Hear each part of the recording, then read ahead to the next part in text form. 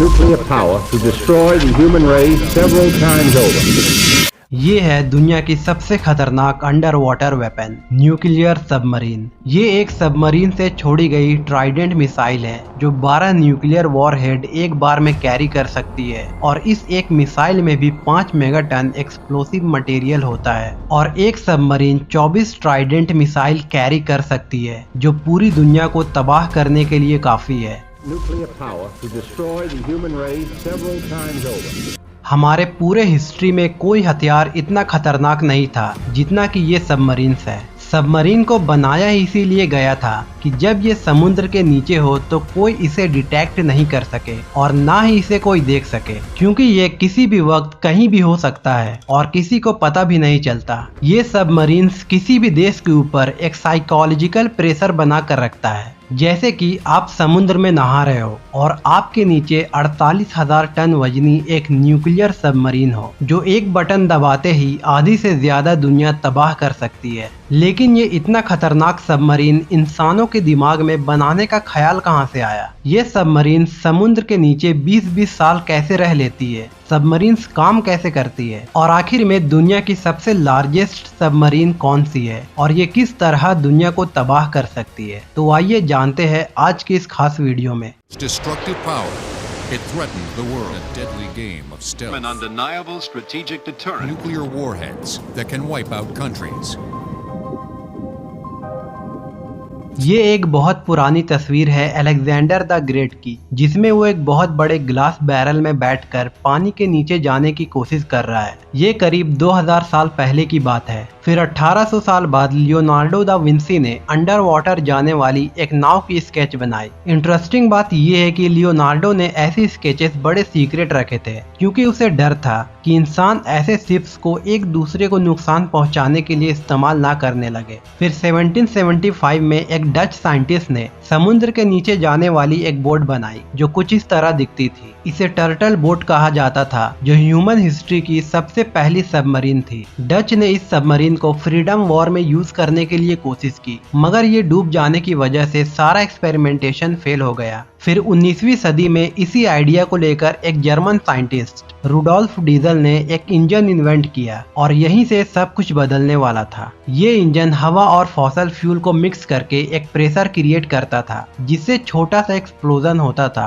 और चीजें चलने लगती थी। जर्मन्स को ये आइडिया आया कि क्यों ना इन इंजन्स को अंडर वाटर बोट्स में यूज किया जाए और फिर इस तरह उन कश्तियों की बैटरी को समुद्र के नीचे इन प्रोसेस के जरिए चार्ज किया जा सकेगा। जर्मन साइंटिस्ट ने इस आइडिया पर काम करते हुए पहली मॉडर्न सबमरीन बनाई। इस सबमरीन को यू बोट्स कहा जाता था, लेकिन इनकी सिर्फ एक प्रॉब्लम थी। इन सबमरीन के इंजन को हवा चाहिए था और अंडर वाटर ऐसी कोई सिस्टम नहीं थी। इसीलिए जर्मन सबमरीन्स को हर 48 घंटे बाद पानी के ऊपर आना पड़ता था ताकि इंजन हवा ले सके, और जैसे ही वो पानी के ऊपर आती तो वो डिटेक्ट हो जाती। और ये काफी बड़ी प्रॉब्लम थी क्योंकि सबमरीन का काम ही सीक्रेट रहना होता है ताकि उसे कोई देख ना सके। लेकिन ये प्रॉब्लम बहुत जल्द सॉल्व होने वाली थी। 20वीं सदी में इंडस्ट्रियल रेवोल्यूशन के बाद एक टेक्नोलॉजी आई। दुनिया के सुपर पावर कंट्रीज एक से बढ़कर एक खतरनाक हथियार बना रहे थे जिससे वो अपने दुश्मन को तबाह कर सके। अभी वर्ल्ड वॉर को हुए 20 साल भी नहीं गुजरे थे कि दुनिया में दोबारा से वर्ल्ड वॉर 2 शुरू हो गई। 1939 में शुरू होने वाली वर्ल्ड वॉर 2 में करोड़ों लोग मारे गए और वेस्टर्न वर्ल्ड लगभग तबाह होकर खंडर बन गई थी। जर्मनी वर्ल्ड वॉर 2 हार गया और उसकी ये you boat submarines America, UK और सोवियत यूनियन के हाथ लगी और उन कंट्रीज को ये अंदाजा हो चुका था कि उनके हाथ बहुत जबरदस्त टेक्नोलॉजी लगी है। क्योंकि एक बात तो साफ थी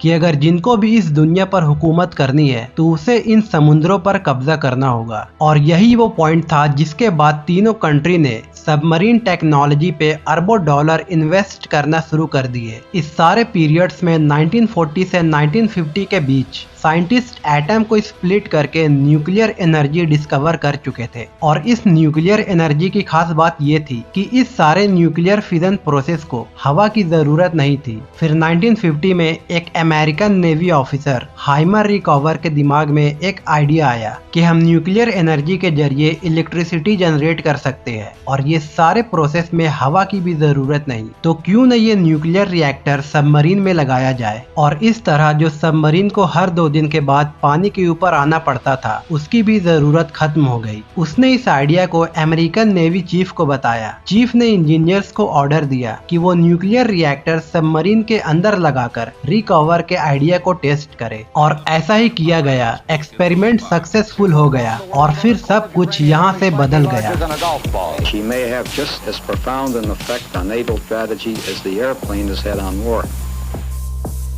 अब सबमरीन को हर 48 घंटे बाद ऊपर हवा में आने की जरूरत नहीं थी। अब एक सबमरीन 20 साल अंडर वाटर रह सकती थी। मगर अब जाहिर सी बात है, सबमरीन को चलाने के लिए इसमें ट्रेंड फौजी रहते हैं जिनके खाने पीने का भी बंदोबस्त करना पड़ता है। इसीलिए हर 3 महीने के बाद सबमरीन को ऊपर आना पड़ता है ताकि खाने की सप्लाई को रीस्टॉक किया जा सके और नए फौजी सबमरीन पर आ सके। न्यूक्लियर रिएक्टर लगाने की वजह से अब सबमरीन्स बड़ी आसानी से महीनों तक समुद्र के नीचे रह सकती थी। लेकिन सिर्फ अंडर वाटर रहना ही काफी नहीं था। सोनार अभी भी सबमरीन को डिटेक्ट कर सकता था। सोनार असल में एक ऐसा टेक्नोलॉजी है जिसमें आप साउंड वेव्स के जरिए चीजों को पानी में डिटेक्ट कर सकते हैं, और उस जमाने में सारे सुपर पावर कंट्रीज इतने एडवांस हो चुके थे कि वो सोनार टेक्नोलॉजी यूज करते थे। इसी का तोड़ निकालने के लिए इंजीनियर्स ने रबर टाइल्स से पूरे सबमरीन को कोट किया गया ताकि सोनार के सिग्नल्स बाउंस ऑफ हो जाए।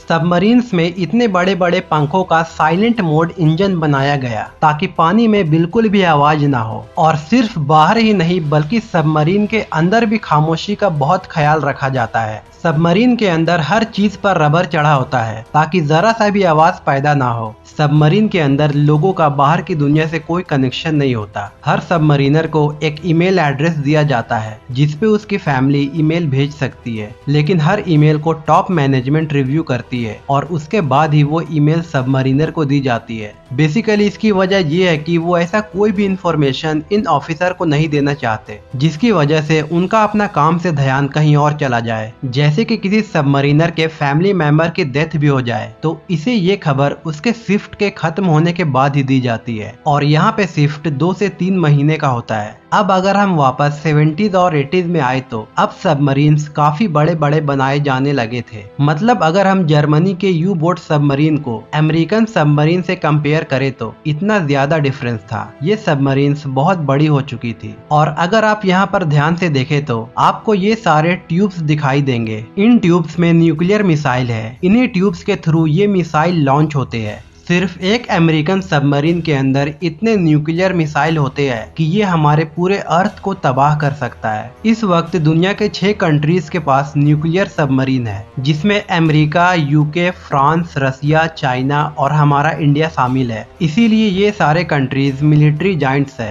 जमीन पर न्यूक्लियर वेपन होना पावरफुल है। जेट्स में भी न्यूक्लियर वेपन होना काफी पावरफुल है, लेकिन इन दोनों न्यूक्लियर वेपन को आप देख सकते हो और टारगेट करके रोक भी सकते हो। मगर जब आपके पास एक न्यूक्लियर सबमरीन हो जो खामोशी से समुद्र की गहराइयों में घूम सकती है, तो आप अपने दुश्मन पर एक जबरदस्त सरप्राइज अटैक कर सकते हो। सबमरीन्स का एक और बड़ा फायदा ये है कि ये जासूसी के लिए भी बहुत जबरदस्त है। आप ये बात तो जानते होंगे कि इस वक्त दुनिया में सारी communication in under water cables की वजह से होती है। सिर्फ इंटरनेट ही नहीं बल्कि मिलिट्री कम्युनिकेशन के लिए भी ये अंडर वाटर केबल्स इस्तेमाल की जाती है, और ये समुद्र के इतने नीचे होता है कि कोई भी वहाँ जाने की सोच भी नहीं सकता सिवाय सबमरीन्स के। 1970 में अमेरिकन एजेंसी ने नेवी के साथ मिलकर प्लान किया कि वो रशियन कम्युनिकेशन को पैसिफिक ओशन के नीचे ढूंढकर टेप में रिकॉर्ड करेगा। सबमरीनर्स की एक टीम इस एरिया में भेजी गई और उन्हें समुद्र से 1200 फीट डीप नीचे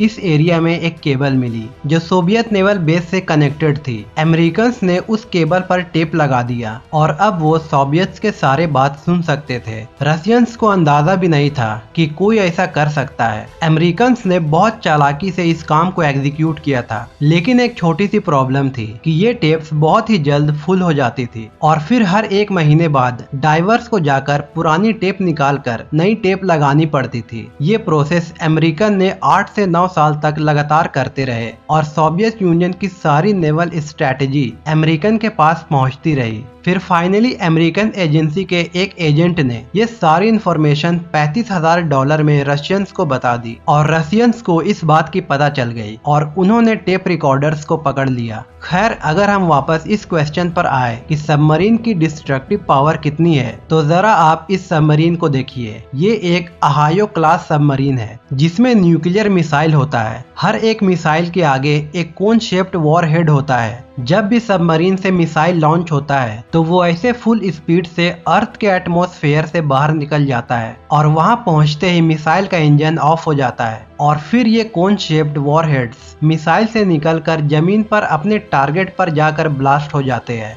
सबमरीन से निकली इस एक मिसाइल की पावर जापान में गिरने वाली एटम बॉम्ब से 12 गुना ज्यादा है और हर सबमरीन्स ऐसे 24 मिसाइल कैरी करती है। ये सबमरीन्स एक एग्जाम्पल है कि हम इंसानों ने एक दूसरे को तबाह करने के लिए कैसे कैसे चीजें इन्वेंट कर ली है। तो दोस्तों, ये थी आज की वीडियो। उम्मीद है आपको ये वीडियो पसंद आई होगी और अगर आप नए हो तो चैनल को जरूर सब्सक्राइब कर ले, क्योंकि आपकी एक सब्सक्राइब से हमें काफी मोटिवेशन मिलती है। मिलते हैं अगले शानदार वीडियो में।